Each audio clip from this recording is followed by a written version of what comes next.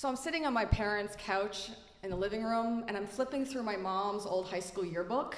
And as I turn the page, I am arrested by this full-page spread of like 100 faces of women. And as I read the top, it says, "Future Teachers and Nurses of America." We did not have a page like that in my high school yearbook. My mom became a teacher, and my aunt became a nurse. But I kept thinking about how grateful I am that I haven't grown up in a time where my career has limits put on it.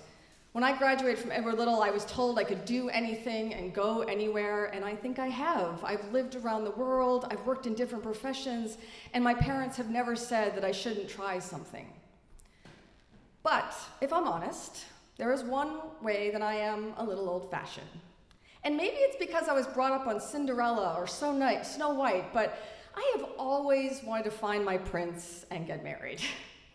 You see, not because I care really about wedding cakes or big puffy sleeve dresses, but it's because my parents brought me up to believe that life is meant to be shared, and I wanted to share it with somebody.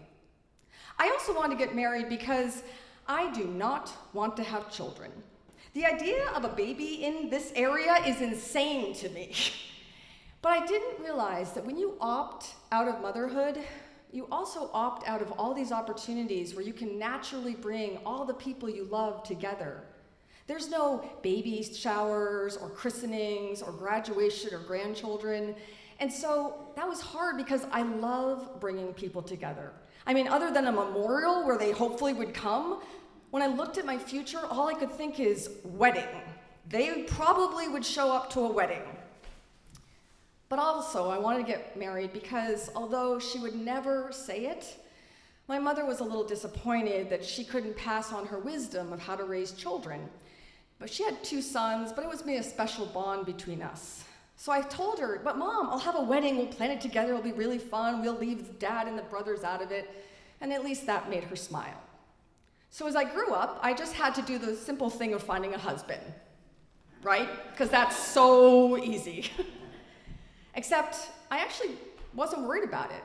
My first boyfriend in 8th grade took me to the symphony for our first date. Raised the bar a little too high. But also, my parents, they met on a blind date in Portland, and within 3 months they were married, and within a year they had their first son. My older brother, he met his wife in middle school, and they have just celebrated their 25th anniversary at the age of 44. And they have 2 kids. And don't get me started about my younger brother. My younger brother met this wonderful woman. He dated her for several years, got engaged on like Christmas in a field, and then, I know, and then calls off that wedding because he meets another woman during a labor organizing protest who he married, and now he has 2 children. It should be easy. In 20 years, I have dated over 100 men. I know this because I counted. I stopped at 100. And if I'm honest, in those 20 years, the first quarter, those are the people I wasn't even thinking about marriage. I was traveling, just trying dating out. And then the next 25% are the people I had no intention of ever marrying, but they were like anthropology. I was trying them out. And then I actually started to worry. I was dating nice people, but they weren't right, or I was dating the wrong people and was smart enough to not marry them. I was dating the people that my parents were afraid I was going to marry. I dated 7 Matts. That's a thing when you've dated 100 men. And with each breakup, inevitably I'd be sitting across from my mother eating a pizza, and she would look very confused. Her 2 other children's longest really dating was 2 people. I am like halfway to 200.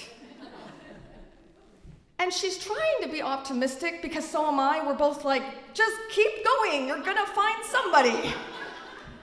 She really wanted me to marry Tom.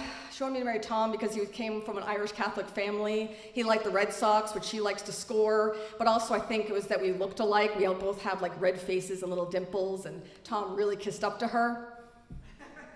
Tom became a priest. I know, right? And the thing is, it wasn't just that I wasn't able to find love, and I could go on and on about that, right? The pain, the heartache, the hope. I loved you guys over there.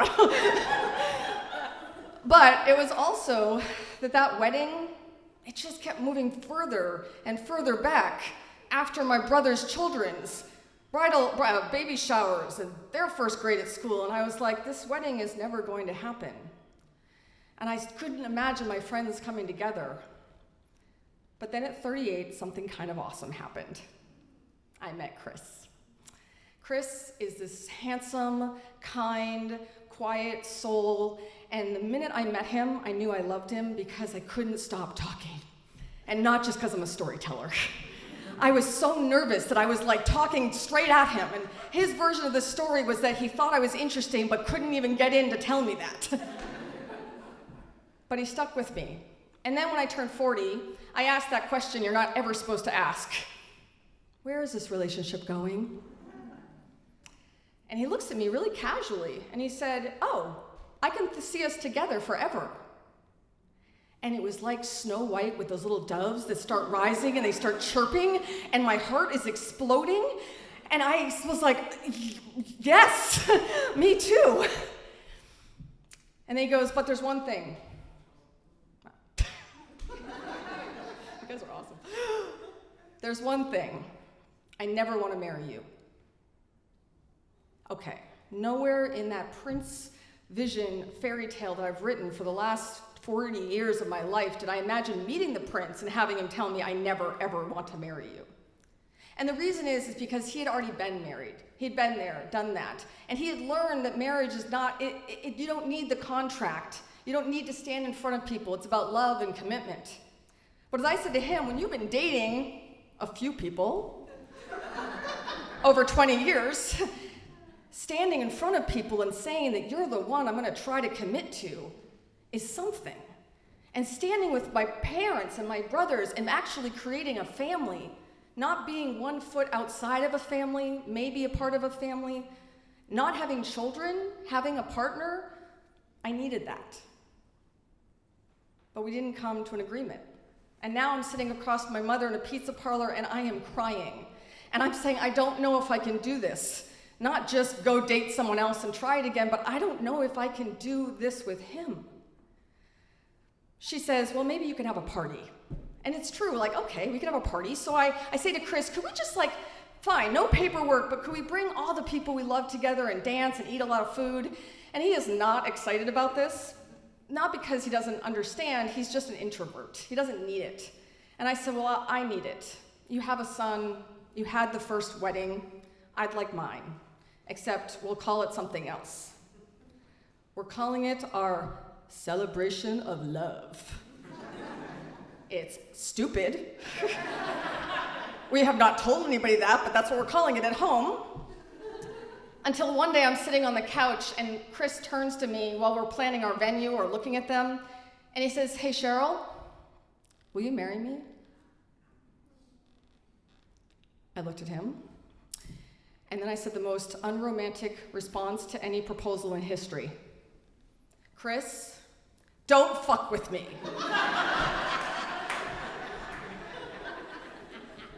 He looked as shocked as I was when he asked me, and he goes, I'm not fucking with you.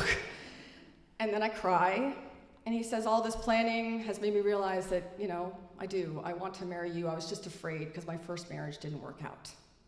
So now we agree that we're going to drive to Maine and tell my parents in person to get that reaction. But I lie to him because within 6 hours I'm in my car calling my mom, screaming.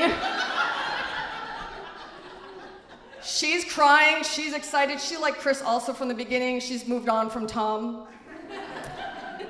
And now, folks, I am planning a wedding like the world is ending, right? Within a month, I have rented every hotel room on the island of Vinyl Haven. I have hired a wedding coordinator. We are going to have a lobster bake, of course. And we have found out that you have to import the porta potties, which is going to be a lot of money, but I feel like it's worth it.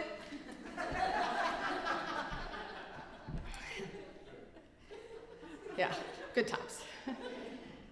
But mostly I'm sending texts to my mom pictures of the dress I might buy or the food I'm thinking about, and talking about how happy I am. And she's writing me back to say how happy she is.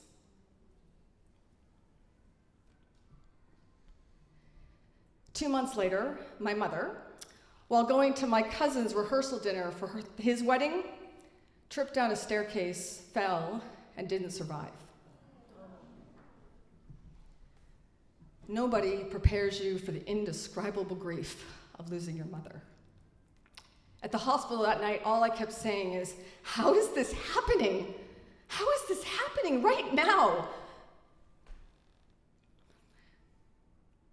I guess, like that fairy tale with Chris not wanting to marry me originally, I was naive. I never, ever imagined a picture where my mother wouldn't be handing me something blue in my bedroom, or sitting in the front row of the ceremony holding a napkin crying, or most importantly, stopping me at the end of the day while people are dancing and just saying, I'm so happy.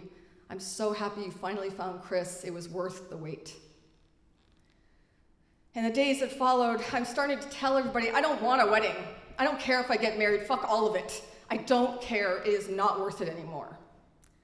But suddenly my family is like gung-ho about this wedding, right? My nieces at the hospital even were picking out the bridesmaid dresses they were gonna wear. My brother Brian says he's got this amazing toast prepared. Even Chris is like, no, you got this. It's just grief. We're gonna get married. It's gonna be amazing. And I get it.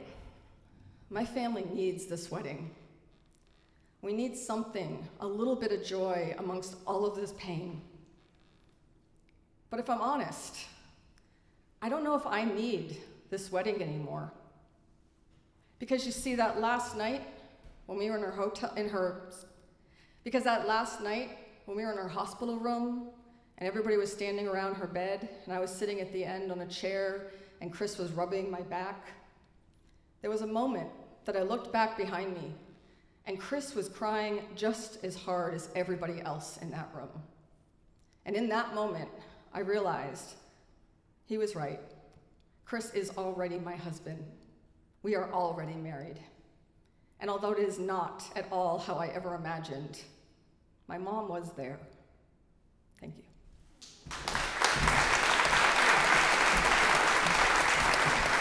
I will add a PS that's not in the story, because I'm kind of excited. I am getting married in 2 weeks.